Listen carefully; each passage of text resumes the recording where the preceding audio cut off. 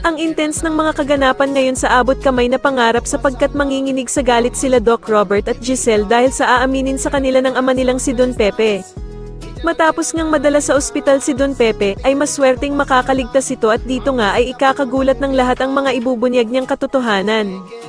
Samantala ay tatawagan naman ni Zoe ang ama niyang si Doc Carlos at nanginginig na sasabihin nga nito na hindi niya daw sinasadya ang ginawa niya kay Don Pepe.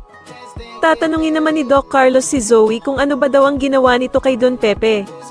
Samantala ay napakahusay nga naman talaga ni Don Pepe umacting dahil sa pinagloloko lang pala niya itong si Zoe na hindi siya nito idadamay at pati na din ang ina nitong si Moira sa pagsumbong niya sa mga pulis.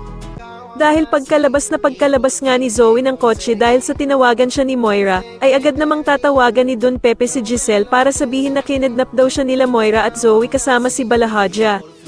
Ngunit wala namang kaalam-alam si Don Pepe na nasa tabi na pala niya si Zoe at tahimik na nakikinig sa mga sinasabi niya sa cellphone niya.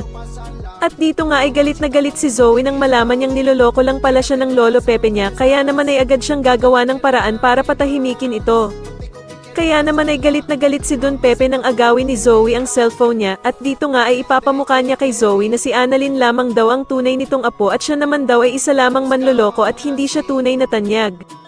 Dahil naman sa mga masasakit na salitang sinabi ni Don Pepe kay Zoe, ay mapupuno ito ng galit at magagawa nga nitong itulak ang matanda sa bangin.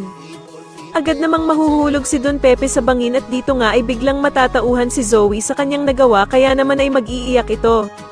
Sa kabilang banda naman ay mare-recover naman ang katawan nitong si Don Pepe na walang malay.